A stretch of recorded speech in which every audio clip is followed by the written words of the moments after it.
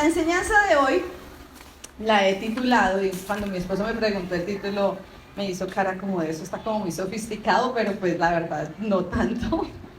El título de la enseñanza de hoy es El tapiz de la redención. Y como suena así, pues dijo un amigo que conozco muy cercano, me fui a Wikipedia a preguntar ¿qué es tapiz? ¿No? Entonces, para darles una definición más concreta, dice que es una obra de tejido tradicionalmente hecha a mano, en la que se producen figuras semejantes a las de una pintura, utilizando hilos de distintos colores.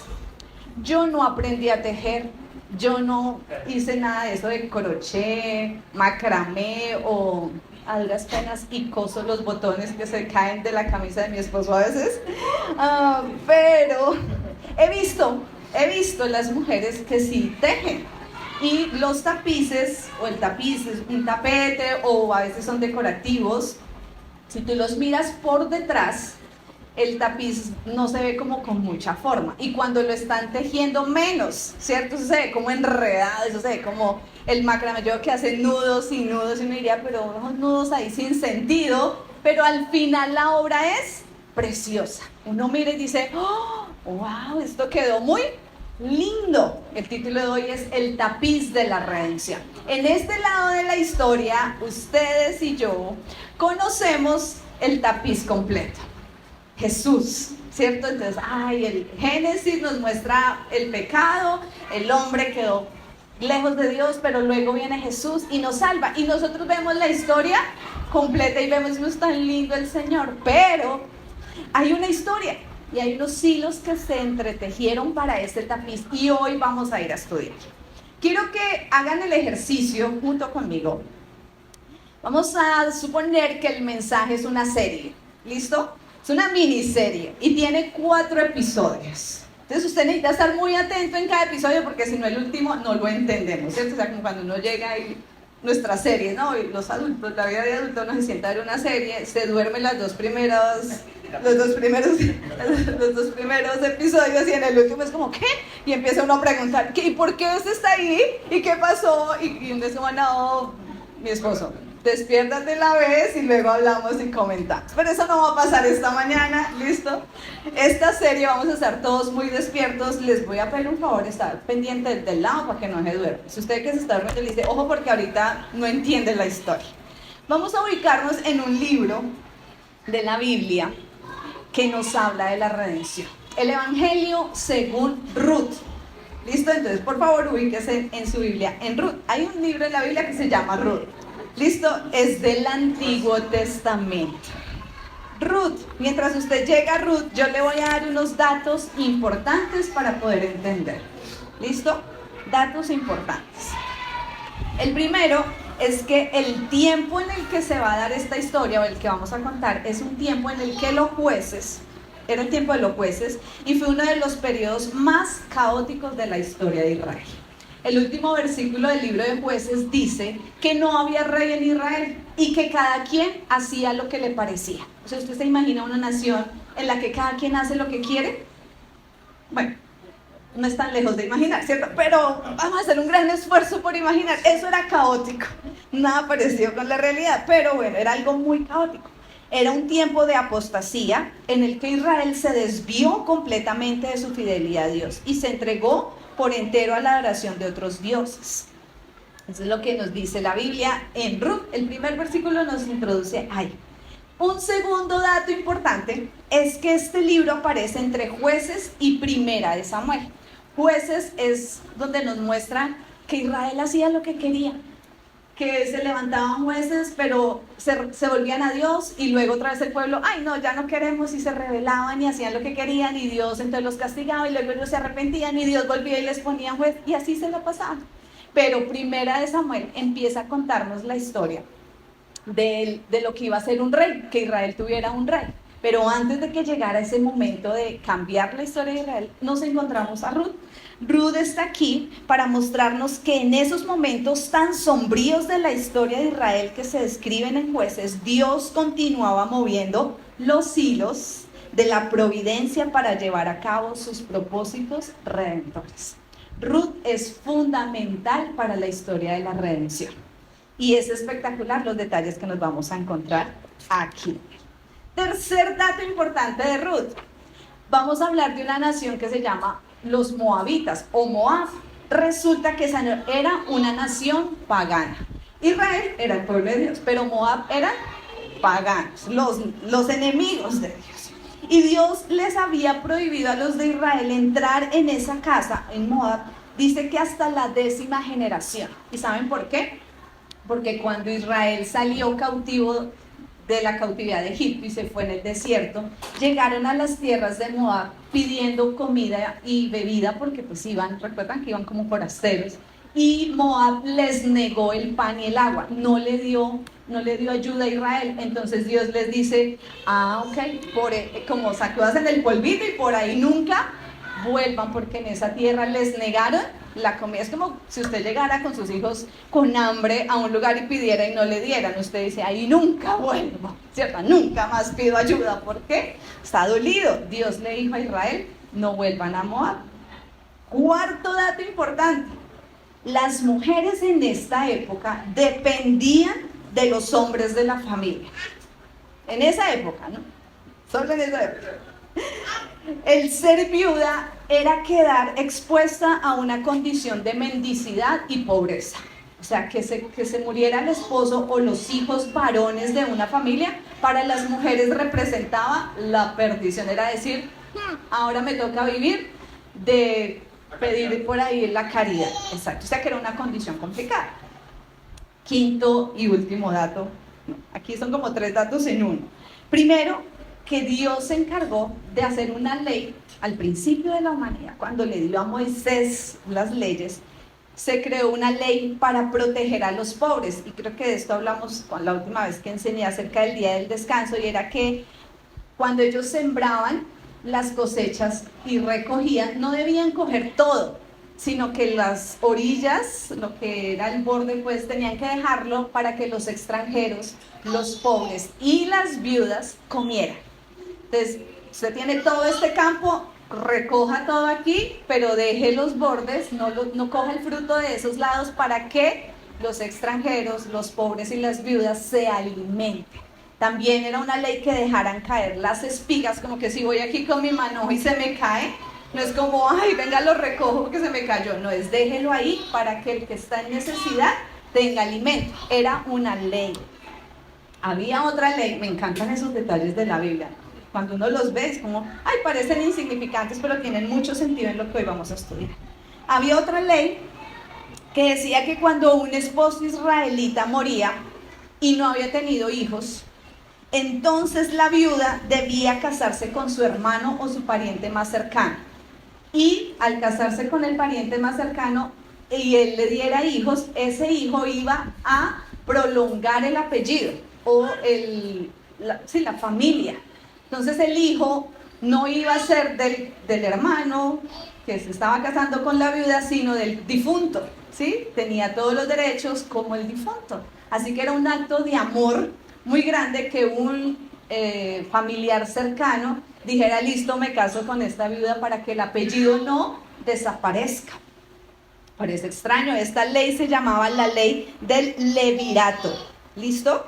Y ese pariente redentor cercano, puede ser el hermano o el primo, no solo había de brindar protección a la viuda, sino que también habría de preservar el nombre y la heredad familiar del pariente fallecido. Datos curiosos antes de entrarnos en esta enseñanza. Están ahí en Ruth, ¿cierto? Ruth capítulo 1.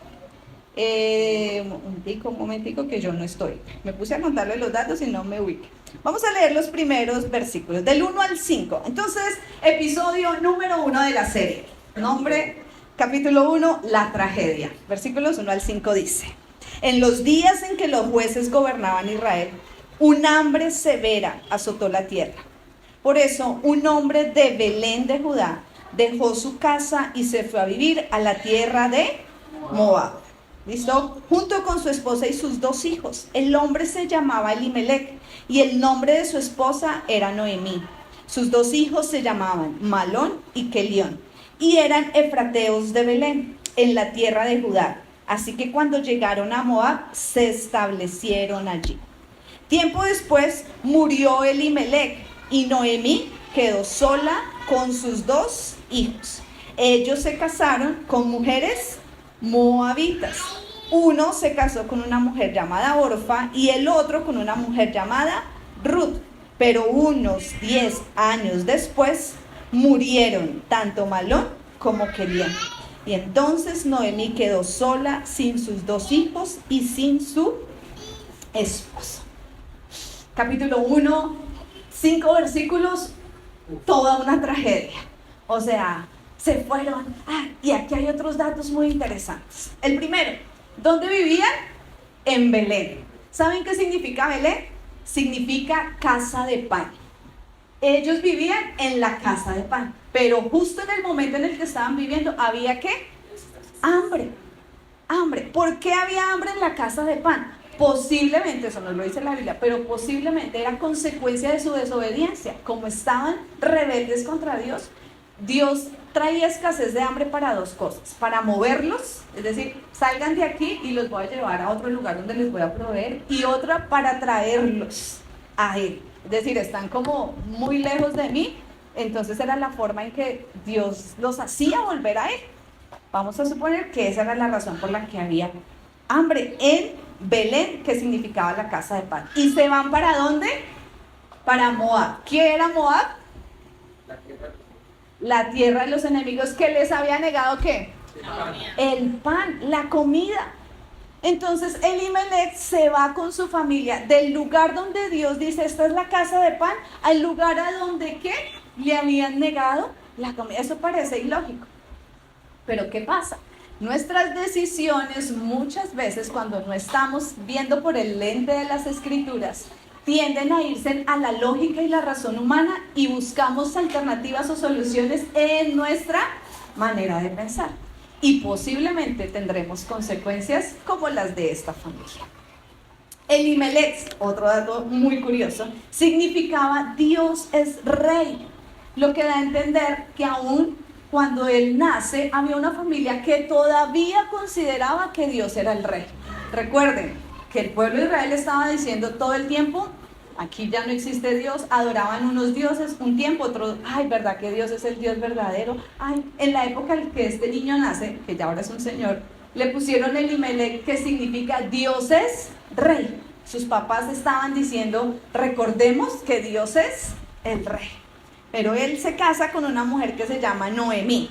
Y hay datos tan curiosos. ¿Y saben qué significa Noemí? Diría mi esposo, dígame, ¿qué significa? Muy buena pregunta. Dulce o agradable. Noemí significaba dulce y agradable. Y tuvieron 2 hijos, Malón, que significaba enfermo, y Kelión, que significaba languidez. ¿Usted se imagina cómo era Kelión? Todo lánguido ahí. Tal vez era flacuchentico, como feíto, con ese significado de nombre, o tal vez sí era muy guapo, bueno, no sabemos. El caso es que esta era la familia particular que Dios pone en escena.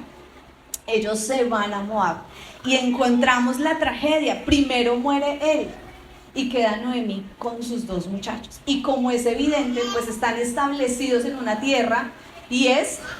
Cásese, claro, los muchachos están jóvenes, cásese. Se casan y han pasado 10 años. Y otro dato curioso, no tienen hijos.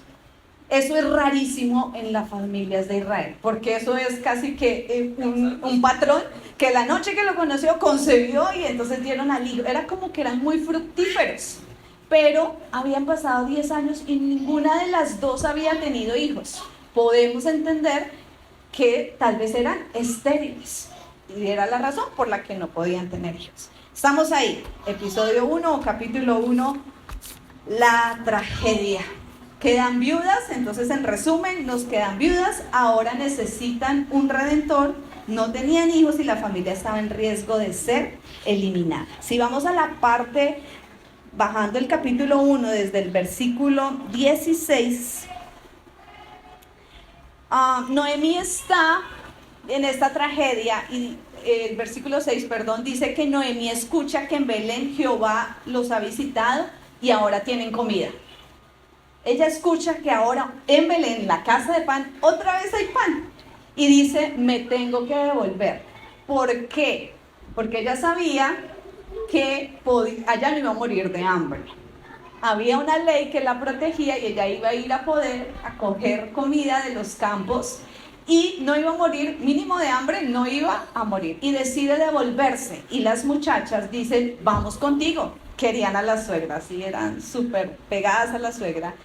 Y ella les dice, no, espérate, no, yo no me las puedo llevar, yo no tengo nada que ofrecerles. O sea, ya no tengo más hijos. Y aún si me casara hoy mismo y quedara embarazada esta noche, ¿ustedes esperarían a que mis hijos crecieran para casarse con ellos? No, eso no tiene sentido. Devuélvase, y la palabra exacta que les dicen es, devuélvase a su pueblo, a sus dioses y a sus vidas. ¿Quiénes eran los dioses de Moab? No era el Dios eterno y poderoso. Eran dioses falsos que no les iban a dar ninguna esperanza. ¿Y quién les estaba diciendo eso? Noemí, la mujer que creía en el Dios Todopoderoso porque ella era de Israel. Y la amargura de Noemí aquí nos muestra que ese dolor la definió y le impidió ver que lo más valioso que ella tenía lo estaba menospreciando. Y ella tenía al Dios Todopoderoso. ¿Cómo sabemos que Noemí tenía a Dios? Versículo 16. Ruth respondió, no me pidas que te deje y regrese a mi pueblo. A donde tú vayas, yo iré. Donde quiera que tú vivas, yo viviré.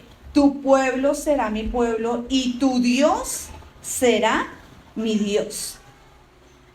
Ruth tal vez había visto en Noemí confianza en Dios en algún instante. Y decía, yo quiero ese Dios que tú tienes para decir, yo dejo mi tierra, mis papás, mi cultura, mis amigos, bueno, lo que significara su tierra, es decir, me importa eso, yo quiero dejarlo y seguir a tu Dios. Ella le está declarando esto, pero Noemí está diciendo, no, yo no tengo nada que ofrecerles, váyanse de aquí. Y ¿saben qué nos deja ver esto? Que nuestra mayor necesidad no es encontrar, en el caso de las solteras, que hoy creo que solo estás tú, no es encontrar un esposo. En el caso de los casados, nuestra mayor necesidad no es tener hijos.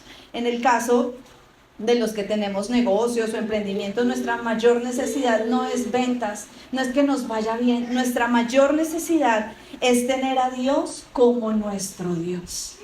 Esa debe ser nuestra mayor necesidad, tener a Dios como nuestro Dios.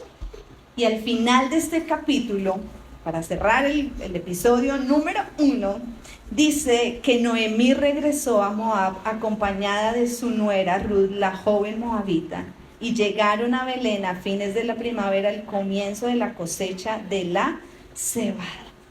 Pero el versículo 20, perdón, aquí me salté un dato curioso, es que ella dice, no me llamen Noemí, más bien llámeme Mara, porque el Todopoderoso me ha hecho la vida muy amarga.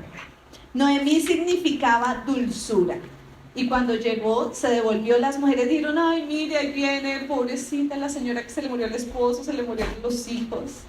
Y ella dice, ya no me llamen Noemí, yo ya no soy una mujer dulce, ahora llámenme Mara, soy una mujer amargada.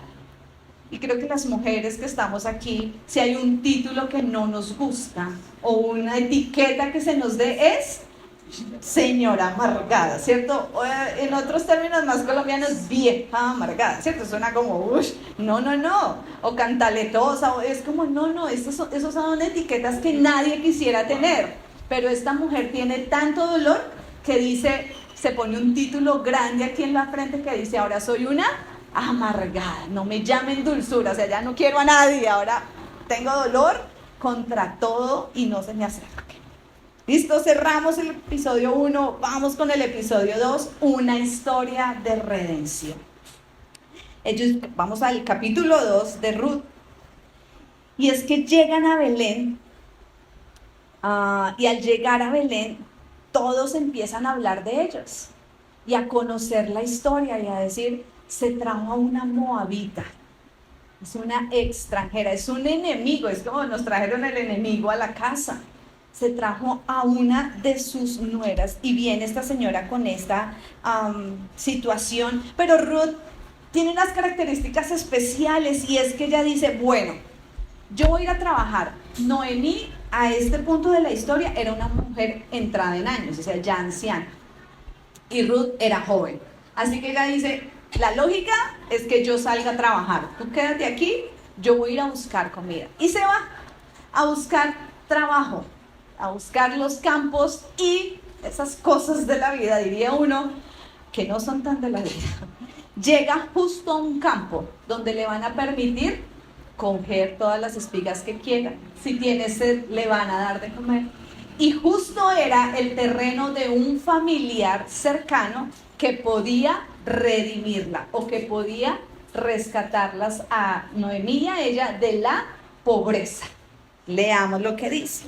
Versículo 2. Un día Ruth le dijo a Noemí, déjame ir a los campos a ver si alguien en su bondad me permite recoger las espigas de grano dejadas atrás. Y ella le dijo, está bien, puedes ir. Así que ella salió a recoger detrás de los cosechadores y resultó que lo hizo en un campo que pertenecía a Booz, el pariente de su suegro, Elimelech. Y esto es súper interesante porque aparece en escena un pariente cercano. Ellas llegan y Noemí no había dicho como, ay, vámonos para donde el pariente cercano, lleguemos a la casa de los suegros, lleguemos a la casa del tío cercano, del primo. No, ellas simplemente llegaron a Belén, a donde tenían posesión porque antes de irse habían vendido tal vez su tierra, pero llegaron tal vez a un rinconcito y decir, bueno, aquí habíamos dejado una piecita, nos metemos acá y de aquí vamos a ver cómo subsistimos.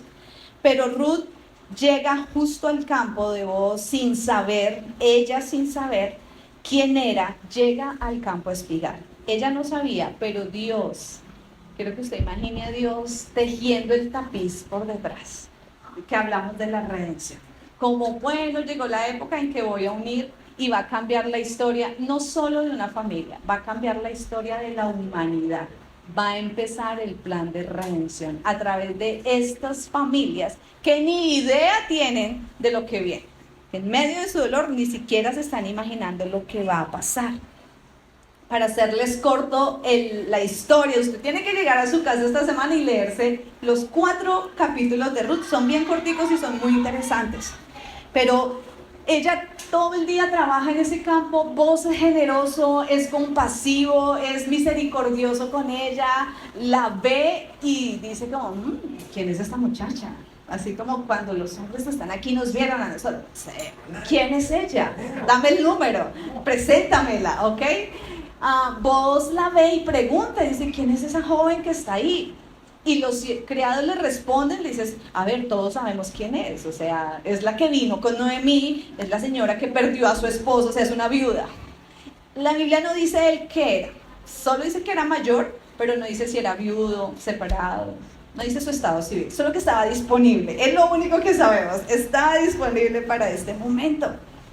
Y en eso cerramos nuestro episodio 2, aparece un pariente, Booz. Vamos con el episodio 3, porque la Biblia es así, o sea, esto es como chan con chan, vamos muy bien. Ruth llega a la casa, este día trabaja y Booz es generoso y eso la mandó con mucha cebada, con comida, y entonces ella llega y Noemí la ve y dice, uy, pero ¿dónde trabajaste hoy? ¿Qué es todo eso que traes? O sea, mañana vamos juntas porque eso está muy bueno. Y ella le cuenta y le dice, es del pariente cercano de tu esposo, se llama Booz. Y entonces Noemí dice, claro que sí, capítulo 3, vamos ahí. Un día Noemí le dijo a Ruth, hija mía, es tiempo de que yo te encuentre un hogar permanente para que tengas un porvenir asegurado. Booz es nuestro pariente cercano y él ha sido muy amable al dejarte recoger grano con las jóvenes. Esta noche estará aventando cebada en el campo de trillar. Mira, haz lo que te digo, báñate, perfúmate y vístete con tu ropa más linda. Después baja al campo de trillar, pero no dejes que Booz te vea hasta que termine de comer y de beber. Fíjate bien dónde se acuesta. Después acércate a él, destapa sus pies y acuéstate allí, donde él te dirá lo que debes hacer. Y ella dijo, haré todo lo que me dices, respondió Ruth. Bueno, aquí pasan los días. Pareciera que es como de una noche y al amanecer ya no. Han pasado tal vez un par de meses porque ella ha ido durante todo el tiempo de cosecha, ha estado recogiendo y ha visto la bondad de Boaz, y tal vez dice como, "Ay, ese Boaz es como atento conmigo, yo lo veo como cariñosito", y le cuenta tal vez a Noemí, y Noemí dice, ¡pum!, es el momento.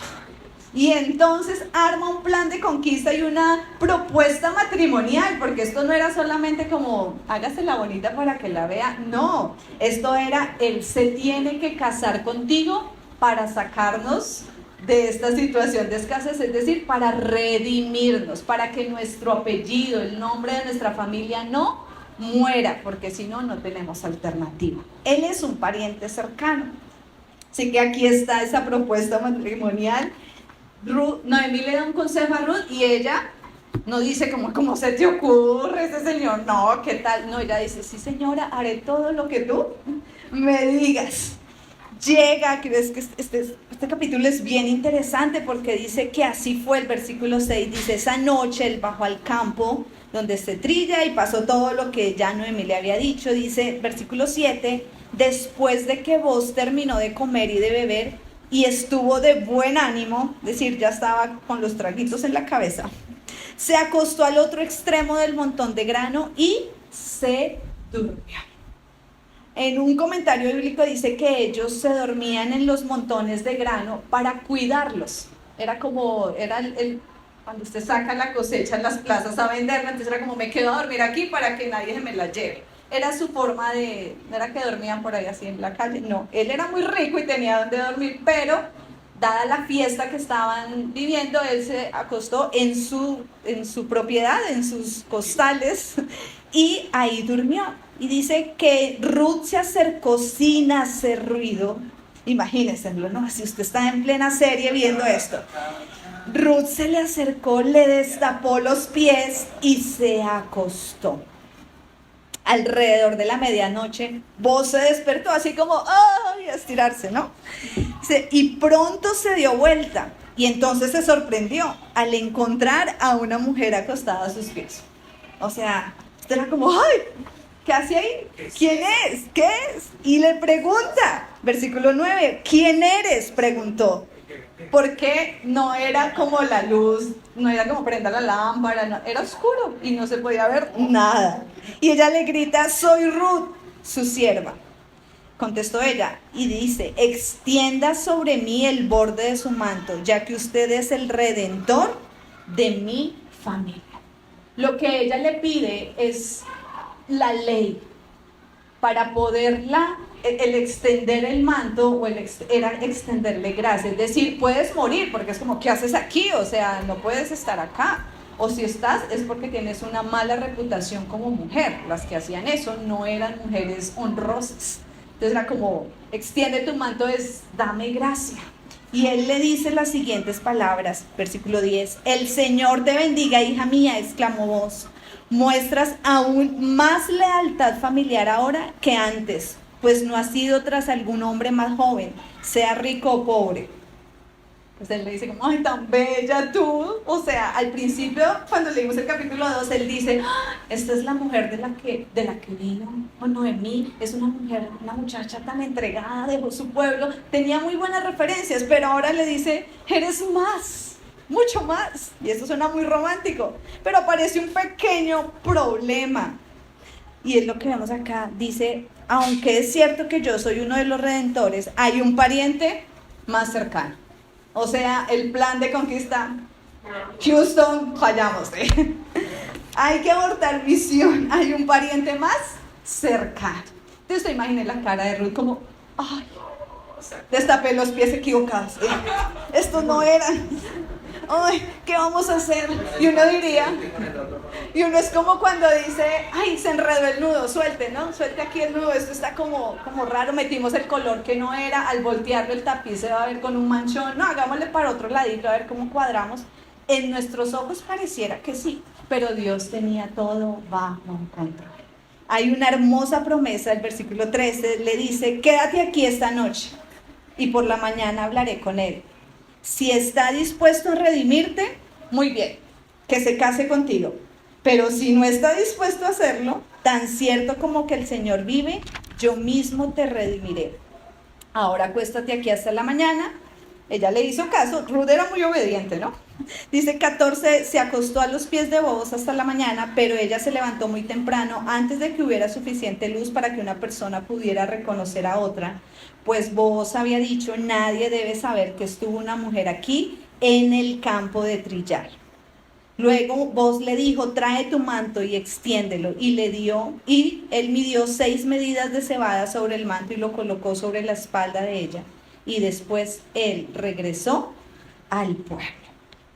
Entonces luego Ruth va y le cuenta todo lo que pasó a Noemí, y ustedes imaginan a Noemí allá en la casa como poniéndose las uñas, ¿qué pasó? ¿Qué habrá dicho? Y le cuenta y le dice, fallamos. Ahora tenemos un familiar más cercano, ¿qué hacemos? Y Noemí le dice, tranquila. Y es pobre, no, y más joven. Pero Noemí le dice, ten paciencia hasta que sepamos lo que pasa. El hombre no descansará hasta dejar resuelto este asunto hoy mismo.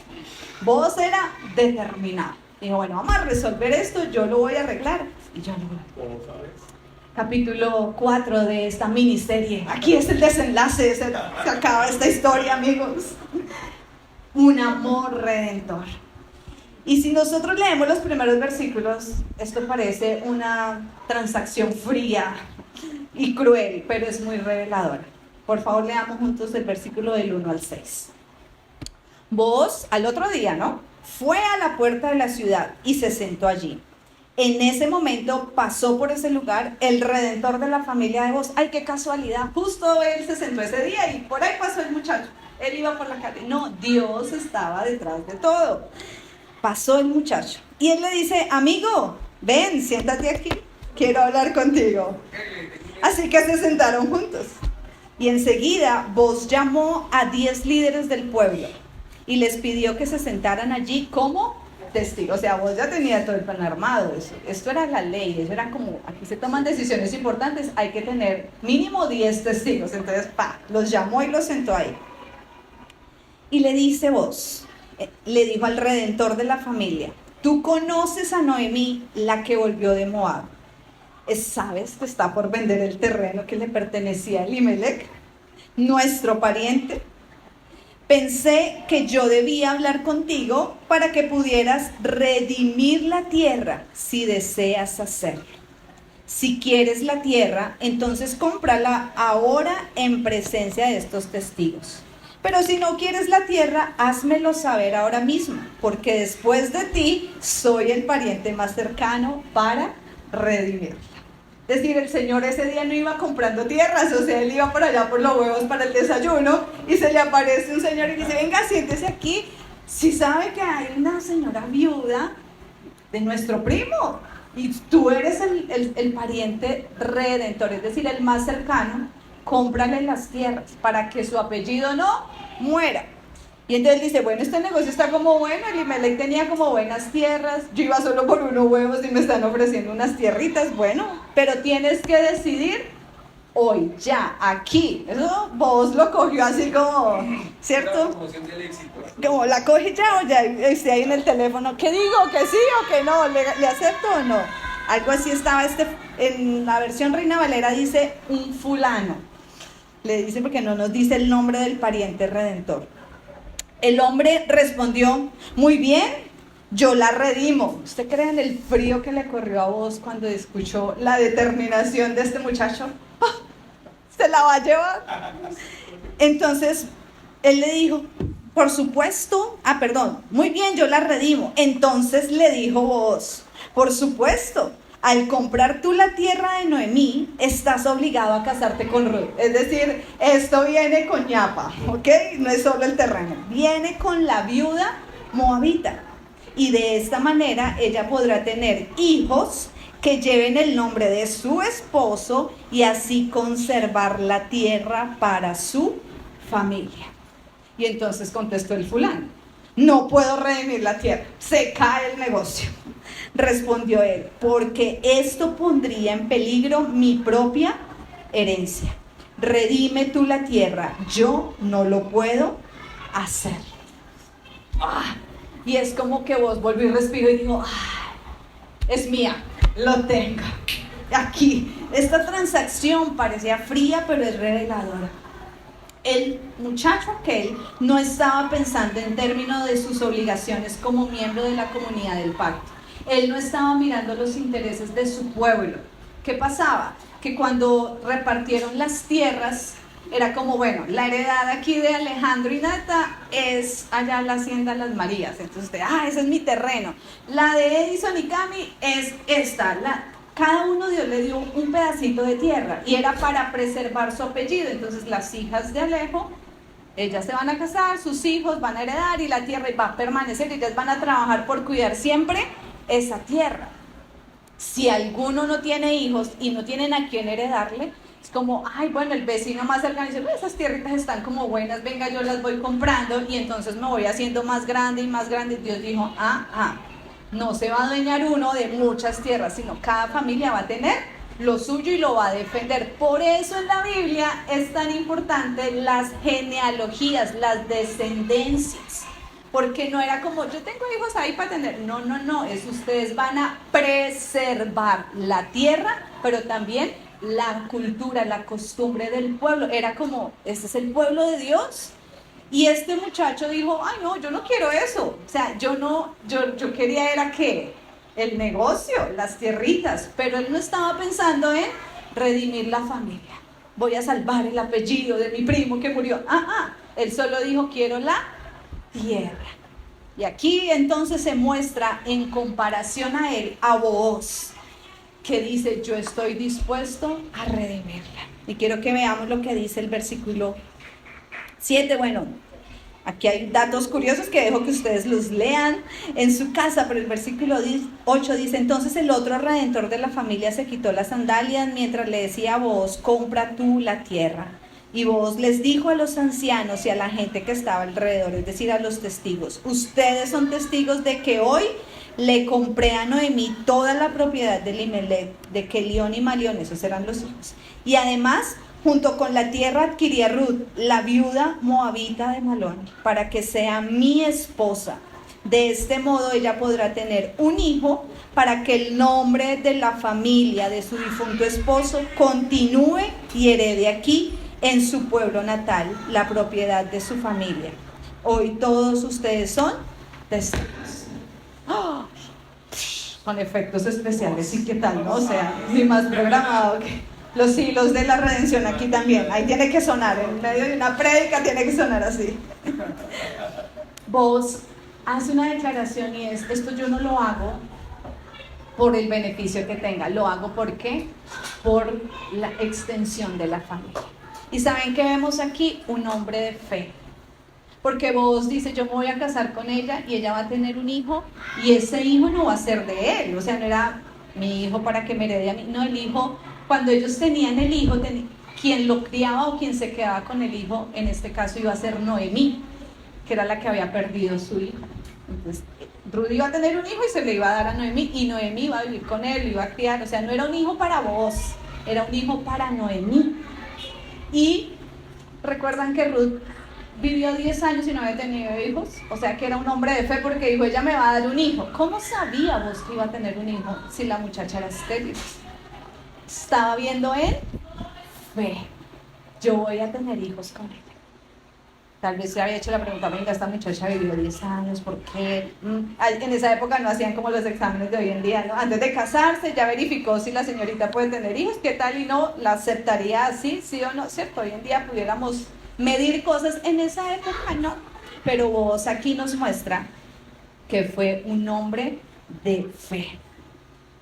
El versículo 11 y 12 de este capítulo nos muestran una bendición enorme y unos detalles tan espectaculares que espero poder terminar de contarles. Dice, los ancianos y toda la gente que estaba en la puerta respondieron, somos testigos que el Señor haga que esta mujer que va a ser parte de tu hogar sea como Raquel y Lea. La historia nos dice que ¿quién era Raquel y Lea? Las esposas de sus antepasados, de Jacob. Que Raquel también había sido estéril, pero que Lea había tenido muchos hijos, de quienes descendió toda la nación de Israel. Que prosperes en Éfrata y que seas famoso en Belén, y que el Señor te dé descendientes por medio de esta joven que sean como los de nuestro antepasado Fares, el hijo de Tamar y Judá. Y cuando usted lee estos nombres, usted dice, ven, ¿y quién rayos será Fares, el hijo de Tamar y Judá? Bueno, pues saquen en que anotar una notica y un recordatorio. Esta semana le hacen Génesis capítulo 38 y se van a encontrar una historia que usted dice como, ¡oh! Génesis 38 es la única parte en que se nombran estos personajes, Fares y Tamar. Los dejo con la intriga. Pero para resumirles, Fares era el hijo de Tamar. Tamar era una mujer que también como Ruth enviudó. Y su suegro, Judá, le murió el hijo y le dio al otro hijo. Y el otro hijo dijo, ay no, yo no quiero darle hijos a mi hermano. Entonces cuando él estaba con su esposa, no estaba literalmente, sino que decía, no, yo no quiero tener hijos. Y le negó el que tuviera hijos. Y entonces a Dios le desagradó eso y hizo que muriera. Y entonces el papá se asustó y dijo, no, si le sigo dando mis hijos me los va a matar a todos. Entonces más bien le dijo, no, mientras el hijo menor crece, vete a tu casa. Y cuando él crezca yo te mando llamar, porque las viudas o las mujeres les pertenecían a la familia que se había casado. No era como, bueno, se me murió, yo escojo con quién casarme. No, la mujer ya quedaba para esa familia. Y ella, Tamar, se devuelve a su casa. Y no pasa nada, pasaron los años y el suegro se le olvidó que le había prometido a la muchacha que cuando el hijo creciera. El caso es que la esposa de Judá muere. Judá se va a una ciudad donde esta mujer estaba cerca. Y Tamar dice, este señor como que me está embolatando el tema de la descendencia. ¿Y yo qué? ¿Cómo voy a quedar? Se quita sus ropas de viudez, se pone muy linda, se para a la orilla del pueblo. Judá pasa, la ve, no la reconoce obviamente y le dice, ay, ¿quién eres? Quiero tener sexo contigo, porque literal el capítulo de Génesis que van a leer esta semana dice así. Ella le dice, ok, ¿cuánto me vas a pagar por eso? Él le dice, te doy un corderito. Ella dice, listo, va para eso, pero deme garantías, porque pues usted recibe lo que quiere y quién me dice que el cordero me lo va a dar.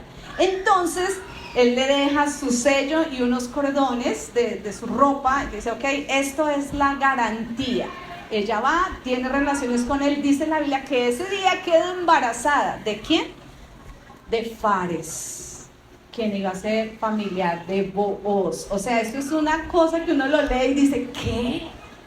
Esta mujer se va a su casa. Cuando Judá quiere pagarle su cabrito, manda al criado al pueblo y dice, ay, la muchacha prostituta que se paraba afuera, ¿dónde está? Y el pueblo dice, aquí no hay ninguna prostituta, aquí ninguna mujer se para afuera. Fue imposible encontrarla, le dice a Judá. Y ella dice, ¿cómo así? Y Tamar luego sale en la historia y dice, estoy embarazada. ¿Y cómo así que está embarazada? Judá la ve embarazada y dice, hay que matarla porque fue infiel a esta familia. Ella le dice, no, el hijo que yo llevo es de el señor dueño de estas cositas que me dieron por garantía. ¿Se acuerda que le había dado un sello? Entonces él dice como, oh my God, ¿cómo así? Judá viene a ser, recuerdan, la tribu, dice el Señor que el Redentor iba a venir ¿de quién? De la tribu de Judá. En Génesis 37 están hablando de José. En Génesis 38 sale esta historia. Y en Génesis 39 saltan otra vez a José y siguen la historia de José como si nada, pero está ahí solo para decirnos, tenía que unir esta familia. La tribu de Judá tenía que entrar en la historia aquí y a través de ellos iba luego a venir la historia de redención. Tamar era una mujer cananita. Ruth es una mujer moabita. Y esos genes iban quedando, se iban gestando. Y ya vamos a la conclusión final, porque en este capítulo 4, perdón que aquí se me volvió. En este capítulo 4, en esta fascinante historia, luego de la bendición, terminamos con una descendencia. Dice Booz a Ruth, así que Booz llevó a Ruth a su casa, versículo 13, y la hizo su esposa. Y cuando se acostó con ella, el Señor permitió que quedara embarazada. Se fue la esterilidad. Esa noche fue efectiva, fértil. Y tuvieron un hijo. Y entonces las mujeres del pueblo le dijeron a Noemí, alabado sea el Señor que te ha dado ahora un redentor para tu familia, que ese niño sea famoso en Israel, que él restaure tu juventud y te cuide en tu vejez, pues es el hijo de tu nuera que te ama y que te ha tratado mejor que 7 hijos. Entonces Noemí tomó al niño, lo abrazó contra su pecho y cuidó de él como si fuera su propio hijo. Y las vecinas decían: por fin ahora Noemí tiene nuevamente un hijo, y le pusieron por nombre Obed. Dato curioso, ¿qué significa Obed? Obed significa siervo, el que sirve. Y ese iba a ser su trabajo, servir a su abuela, porque ella ya estaba en su vejez y él le iba a servir. Pero también a través de Obed. ¿Saben quién era Obed? El bisabuelo de David. El abuelo de David. El abuelo de David. El bisabuelo era Boaz. Así que eso es grandioso. Dice aquí en el versículo que le pusieron por nombre a Obed y llegó a ser el padre de Isaí y el abuelo de David. Y este es el registro genealógico de sus antepasados. ¿Quiénes eran sus antepasados? Fares, el hijo de ¿quién? De Tamar, que aquí no lo nombra, pero dice: Fares fue el padre de Esrón, Esrón fue el padre de Ram, Ram fue el padre de Aminadab, Aminadab fue el padre de Naasón, Naasón fue el padre de Salmón, Salmón fue el padre de Booz, Booz fue el padre de Obed, Obed el padre de Isaí, Isaí fue el padre de David. Vayamos por favor a Mateo capítulo 1. Mateo capítulo 1. Dice, y el siguiente es un registro de los antepasados ¿de quién? De Jesús. Acabamos de leer los antepasados ¿de quién? De David. Aquí están los de Jesús, descendientes de David y de Abraham. Abraham fue el padre de Isaac, Isaac fue el padre de Jacob, y Jacob fue el padre de Judá y de sus hermanos. Judá fue el padre de Fares y de Sera, la madre fue Tamar. Fares fue el padre de Esrón, Esrón fue el padre de Ram, Ram fue el padre de Aminadab, Aminadab fue el padre de Naasón, esto ya lo habíamos leído, ¿no? Naasón fue el padre de Salmón, Salmón fue el padre de Booz y su madre fue Rahab, o sea, la mamá de Booz era Rahab. ¿Quién era Rahab?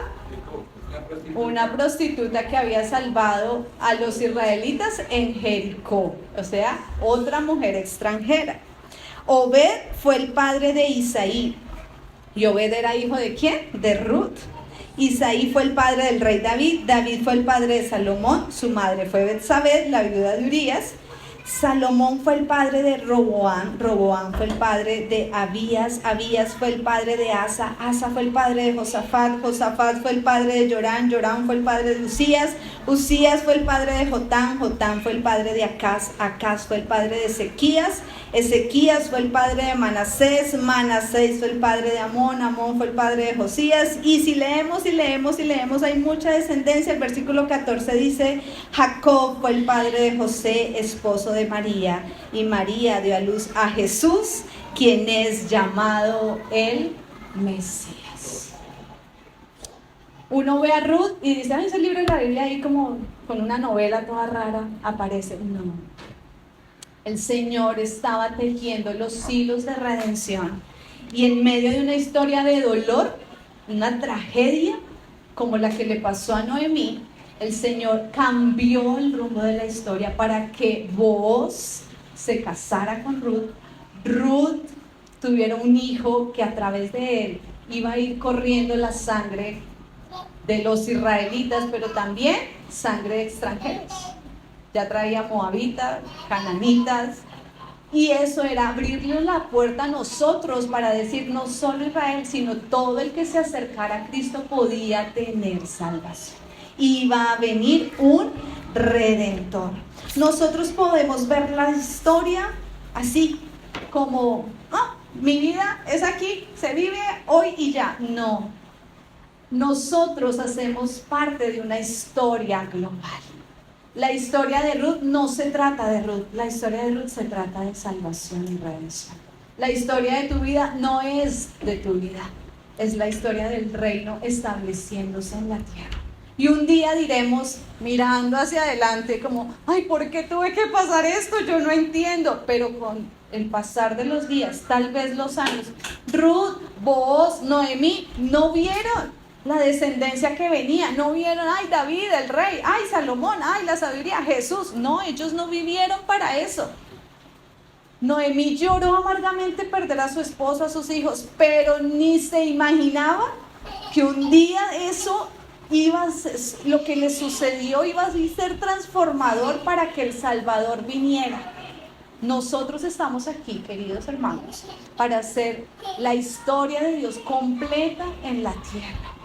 No es que si yo no hago parte de la historia se dañan los planes de Dios. No, si tú y yo estamos aquí, si estamos haciendo lo que estamos haciendo, en la forma en que nos ha pasado, cómo nos ha sucedido, tal vez no ha sido lo mejor, no ha sido lo más bonito, pero ha sido. Y podemos decir, hasta aquí el Señor nos ha ayudado. Bueno y misericordioso es el Señor. Quiero que estemos en pie y demos gracias a Dios por su palabra.